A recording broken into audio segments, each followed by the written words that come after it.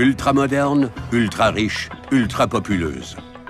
Plus de 2 millions de personnes y habitent, dont une grande communauté d'expatriés qui mènent un train de vie privilégié. Les communautés d'expatriés sont des endroits étranges. Certains professionnels ont une vie très équilibrée en Occident, mais quand ils arrivent dans un endroit comme Dubaï, ils se retrouvent dans une toute nouvelle stratosphère. Des demeures luxueuses, des écoles magnifiques, des quantités de domestiques. En apparence, la vie y semble paisible, mais le fait d'avoir beaucoup d'argent ne met pas à l'abri du crime.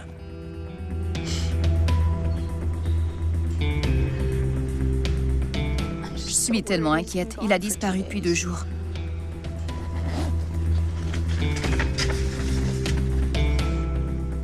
Voici à quoi il ressemble. Depuis combien de temps êtes-vous mariés? 10 ans. Le mari de l'expatriée canadienne Talia, le riche ingénieur Adam, a disparu depuis 2 jours. Ils se sont rencontrés il y a plus de 10 ans durant des vacances scolaires, alors qu'ils étaient 2 étudiants sans le sou. Alors, je descendais et cette fille, boum, directement sur moi. Adam est immédiatement séduit par cette fille avenante et fougueuse.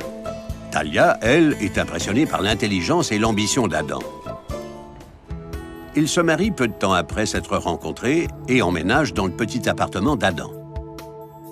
Tandis qu'il termine sa maîtrise en génie, Talia quitte l'université et trouve 2 emplois pour subvenir à leurs besoins. Comme le veut le dicton, derrière chaque grand homme, il y a une grande femme. Talia abandonne son rêve de devenir architecte pour miser sur l'avenir de son mari. Romantique?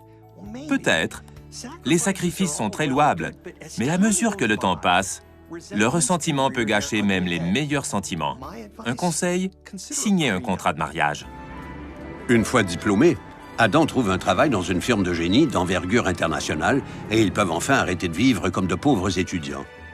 Ils achètent leur première maison et fondent une famille. Salut! Comment vont mes filles? Elles vont très bien. Salut. Je vous aime. À tout à l'heure. Bonne journée. Je t'aime moi aussi. Adam monte les échelons et est bientôt recruté par une firme concurrente qui le transfère à Dubaï. Là-bas, il supervise d'immenses chantiers de construction. C'est l'occasion d'une vie. Une fois à Dubaï, Adam et Talia sont immergés dans un monde totalement différent dont ils ne soupçonnaient même pas l'existence. Le salaire d'Adam est démesuré et ils habitent dans une tour à appartements luxueuse. La routine de Talia se partage maintenant entre des traitements au spa, des repas gastronomiques au restaurant et des frénésies de magasinage. Je sais ce que vous vous dites. Il n'y a rien de mal au succès et à l'argent. Je suis d'accord, mais une soudaine entrée d'argent a le don de faire ressortir les pires défauts des gens. Certains se mettent à dépenser comme si la fin du monde approchait, et d'autres se mettent à retenir obsessivement chaque dollar qu'ils gagnent. Après quelques années, Adam devient cadre supérieur. Son salaire double, mais sa charge de travail augmente elle aussi. Il passe donc de moins en moins de temps avec sa femme et son enfant.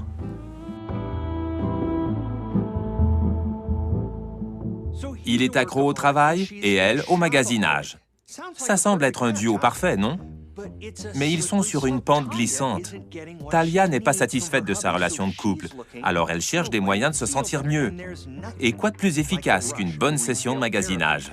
Adam, lui, est si obsédé par le succès qu'il laisse tomber sa famille. Les tensions vont forcément éclater tôt ou tard. Ça ne va pas très bien ces temps-ci.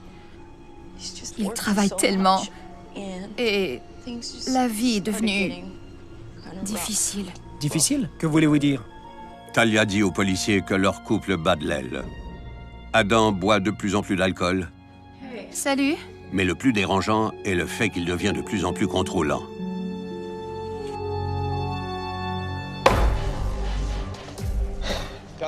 Talia, je t'avais prévenu. Quoi? Regarde cette facture de carte de crédit. C'est atroce. Qu'est-ce que je suis censée faire? Tu n'es jamais là. Ah oui? J'en ai marre. Tu sais quoi? J'en ai assez. Non, c'est moi qui en ai assez de toi. La dernière fois qu'ils se sont vus, ils se sont disputés à propos de l'argent. Et Adam est devenu violent. Talia affirme que son mari est parti après l'avoir agressé. Elle a pensé qu'il allait prendre l'air, mais il n'est jamais revenu. Voulez-vous porter plainte? Non. Mais retrouvez-le. Les policiers enquêtent sur la disparition d'Adam. Ils découvrent qu'il ne s'est pas présenté sur les chantiers depuis 2 jours. Ses collègues savent que Talia et lui ont des problèmes conjugaux et se demandent si Adam n'aurait pas quitté la maison. Mais quand les policiers vérifient les registres des hôtels, ils ne voient son nom nulle part. Ils vérifient dans ceux des hôpitaux, mais là non plus, rien. Ils découvrent également qu'il n'a pas utilisé sa carte de crédit dans les derniers jours et rien n'indique qu'il aurait quitté le pays. Il est possible qu'Adam ne veuille pas être trouvé et qu'il efface ses traces. Il est assez riche pour le faire. Mais il est important d'analyser ses habitudes. Cet homme dort pratiquement au bureau. Et s'il n'est pas là, il faut se demander s'il n'aurait pas été victime d'un crime. Par où commencer? Par là où il a été vu la dernière fois. Les enquêteurs interrogent leur domestique à propos de ses allées et venues le soir de la disparition d'Adam. C'était mon soir de congé, je ne travaillais pas. J'ai passé la soirée chez un ami. Avez-vous remarqué quelque chose de particulier dans les jours précédant sa disparition? Non, rien. Rien de trop particulier. C'est une impasse. L'enquêteur interroge aussi les employés de l'immeuble à appartements où habitent Adam et Talia. Mais personne n'a vu Adam. Toutefois, dans la buanderie, il remarque une odeur suspecte. À l'intérieur de la pièce, il sent l'odeur nauséabonde de quelque chose qui pourrit.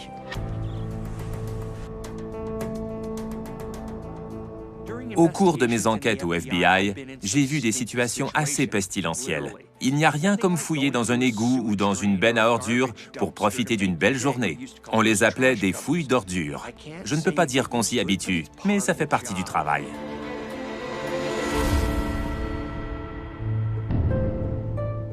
Quand on dit qu'il faut avoir du nez, ça aurait pu être des poubelles, mais quand on enquête, dès qu'on a un doute, il faut vérifier. Et cette fois, l'intuition a été payante.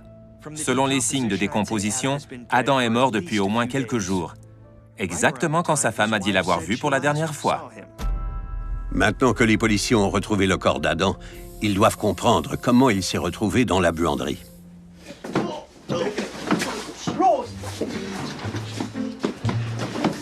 Doucement. D'accord. Selon le registre de l'immeuble, les travailleurs de jour ont apporté la boîte dans la buanderie 4 jours plus tôt. Qu'est-ce que tu fais? C'est lourd, c'est lourd. Allez, allez.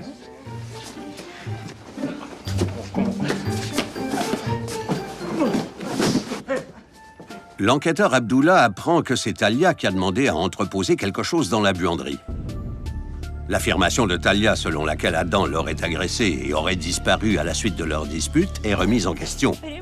Elle passe de femme désespérée à principale suspecte. Quand les policiers fouillent l'appartement de Talia et Adam, ils trouvent des traces de sang dans leur chambre. Des preuves à la vue du premier venu? Ce n'est pas très brillant. Talia aurait eu amplement le temps de les nettoyer. Mais qu'aurait-elle dit aux employés qu'elle aurait engagés? C'était hors de question qu'elle s'en occupe elle-même. L'argent a le don de transformer les gens. Tout indique que Talia a été impliquée dans la mort d'Adam. Mais que s'est-il passé exactement? C'est la question à laquelle les enquêteurs doivent répondre. Je l'ai tué. Talia avoue avoir tué Adam. Il n'arrêtait pas de me frapper. Vous devez me croire. J'avais peur. Mais elle prétend qu'il s'agissait de légitime défense J'avais peur de le dire à la police. et qu'elle hésitait à leur raconter toute l'histoire. Elle affirme qu'Adam abusait d'elle depuis des années. La violence conjugale n'a rien à voir avec le portefeuille. Qu'on soit riche ou pauvre, ça peut arriver dans n'importe quelle relation. Une femme battue peut réussir à cacher très longtemps le fait que son mari est violent. Même son entourage peut ne pas s'en apercevoir. Talia dit à la police qu'en apparence, ils avaient l'air d'un couple heureux. Mais la réalité était très différente. Selon Talia, Adam était obsédé par son travail et n'était jamais à la maison. Quand il y était, il buvait de manière abusive. Je croyais que tu avais arrêté. Tu es sérieuse? Tu recommences? Il faut que tu arrêtes. Ou alors? Il faut que tu arrêtes pour ta propre santé. Tu ne peux pas me dire quoi faire. Mais moi, oui. Il devenait de plus en plus violent et elle était inquiète pour son enfant et pour elle. Talia, Quoi? qu'est-ce que c'est? Quoi? As-tu la moindre idée de combien tu as dépensé? Elle leur dit qu'Adam était obsédé par l'argent et qu'il contrôlait chacune de ses dépenses au dollar près. Je t'avais prévenu.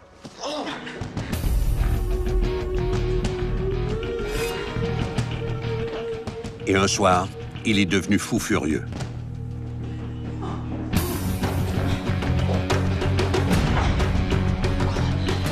Qu'est-ce que tu fais?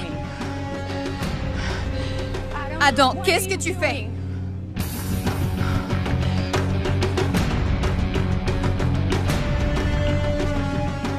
Elle leur dit qu'Adam l'a poursuivi avec un bâton de golf et qu'elle n'avait pas le choix de se défendre.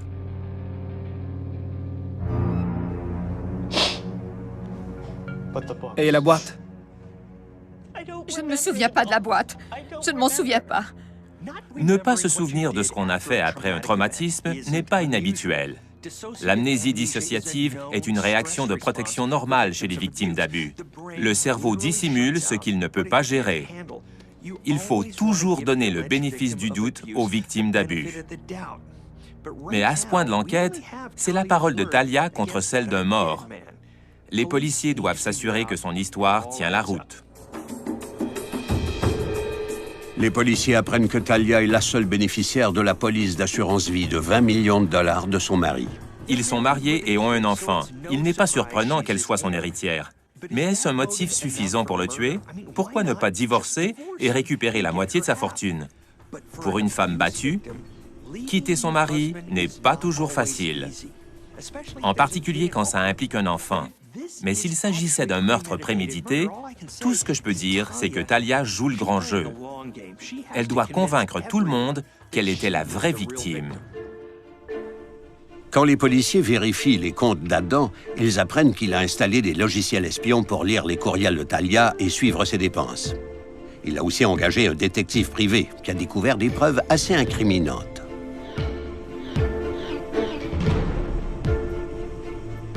Il faut être assez contrôlant et paranoïaque pour espionner sa femme et la faire suivre.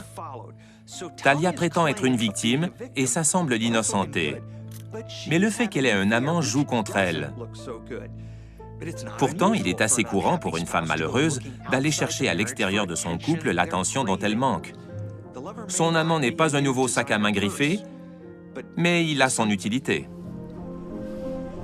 Les policiers doivent retrouver le fameux amant et découvrir s'il a été ou non impliqué dans la mort malheureuse d'Adam. Les policiers vérifient les relevés de téléphone de Talia et apprennent que son amant se nomme Brody et qu'il n'est pas du coin. Il vit au Canada. Ils se sont rencontrés lors des voyages que Talia a fait avec son enfant pour fuir la chaleur étouffante des étés à Dubaï. Merci beaucoup. Je vais les essayer. Ouais, Je les adore. tant mieux, je suis contente. Merci beaucoup. Évidemment, il les aime. Qui n'aimerait pas des lunettes de soleil griffées d'une valeur de 1 500 $ et une petite amie riche manquant cruellement d'affection? En prime, son mari est à l'autre bout du monde. C'est le scénario idéal. Par contre, Adam n'est pas un mari ordinaire.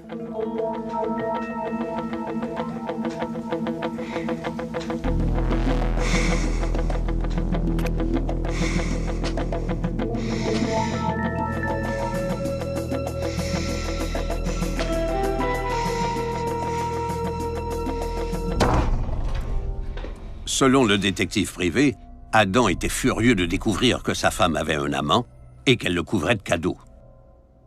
Il a décidé de régler lui-même le problème. Chérie, je t'en prie, donne-nous une chance. Non, j'en ai assez. On a réussi jusqu'ici. J'ai changé. Je t'en prie, donne-nous une autre chance. Pour la famille.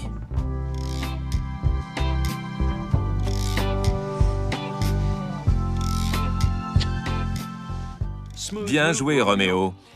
Si Adam est un mari violent, c'est un stratagème classique. Demander pardon, se réconcilier, mais tout est une question de contrôle. Voyons combien de temps la lune de miel durera. Adam et Talia vont en thérapie et tentent de sauver leur mariage. Adam promet d'être un meilleur mari et un meilleur père, et Talia promet de couper les ponts avec son amant.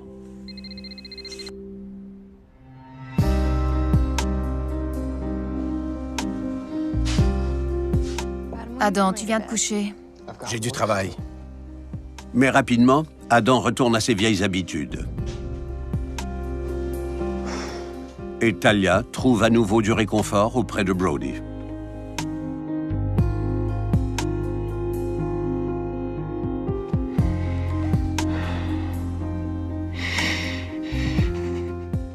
Adam n'a jamais enlevé le logiciel espion des appareils de sa femme et elle n'a jamais coupé les ponts avec Brody.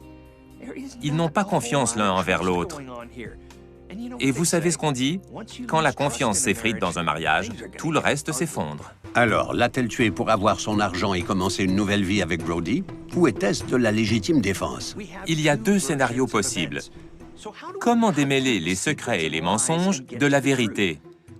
On utilise un outil très utile qui s'appelle la science. L'autopsie révèle qu'Adam a été poignardé 8 fois. Chaque plaie était assez profonde pour le tuer. Cela signifie qu'il était étendu quand il a été attaqué. L'autopsie révèle aussi qu'il y avait une très forte dose de somnifère dans le sang d'Adam quand il est mort et un liquide vert dans son estomac. L'histoire de Talia, selon laquelle Adam l'aurait attaqué, tombe en miettes. La domestique était sortie pour la nuit, alors Talia était seule avec Adam. Tout porte à croire qu'elle l'a drogué et bam! Elle s'en est débarrassée pour de bon. Mais même si les indices semblent indiquer que Talia aurait tué son mari, les enquêteurs doivent le prouver. Et pour le faire, ils doivent trouver un lien entre la drogue et la tendre épouse. Quand les experts fouillent l'ordinateur de Talia, ils découvrent des recherches incriminantes sur son moteur de recherche.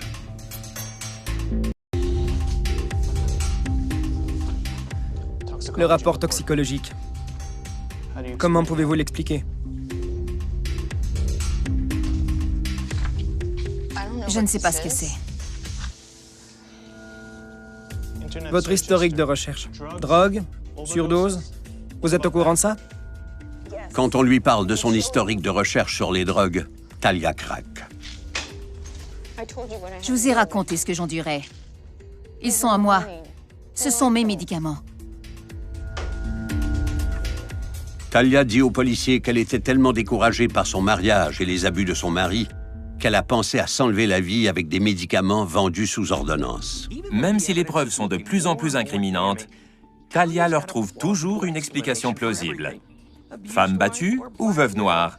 C'est la question à 60. Les rencontrer. Qu'avez-vous à me dire? Monsieur Adam et Madame Talia avaient des problèmes conjugaux. Mais Monsieur Adam n'a jamais été agressif, ni violent. Sachant maintenant que son employeur est décédé plutôt que simplement disparu, elle désire leur faire part de ce qu'elle a vu durant les jours précédant le meurtre. Adam se préparait à demander le divorce, mais son avocat a accidentellement envoyé les documents à leur résidence.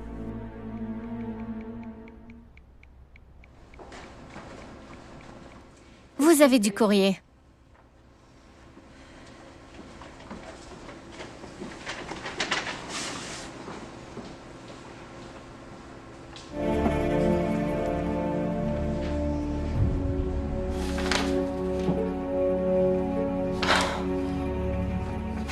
Comment ose-t-il? Non. Non. Quand Madame Talia a découvert la nouvelle, elle était fâchée. D'accord, cet avocat va devoir s'expliquer. Tout le monde sait que les divorces tournent souvent au vinaigre. Les séparations volontaires n'existent que dans les films. Le ressentiment prend le dessus et les gens font des choses terribles pour se venger. Elle a tout sacrifié pour lui et maintenant qu'il est au sommet de l'échelle, il va l'abandonner. Et elle devient une véritable beauté désespérée.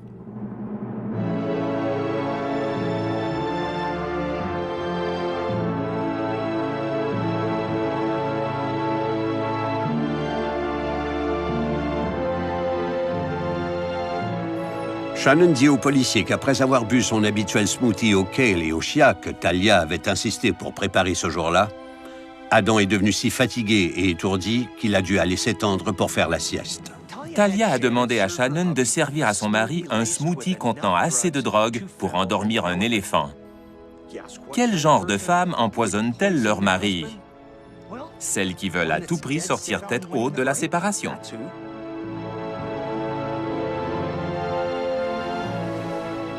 Je t'ai aimé. Il semblerait que Talia ait appelé son amant 30 fois le lendemain, seulement pour entendre sa voix. Elle aurait pu être plus efficace et se concocter un alibi qui tiendrait la route. Shannon dit aux policiers que ses employeurs se disputaient, mais qu'Adam n'a jamais agressé personne. Grâce aux informations supplémentaires de la domestique, les policiers peuvent arrêter Talia. Elle est ensuite accusée de meurtre et condamnée à 25 ans de prison. Selon le détective privé, Adam soupçonnait sa femme d'essayer de l'empoisonner depuis des mois. Mais quand le détective l'a incité à subir des examens, il a dit qu'il se sentait coupable de la soupçonner. Il ne croyait pas Talia capable d'un crime pareil. Qu'a-t-on appris? Ne tenez pas les gens que vous aimez pour acquis, parce qu'on ne sait jamais ce dont les gens sont capables, même ceux qu'on aime le plus. Et les smoothies au kale et au chia ne sont pas toujours bons pour la santé.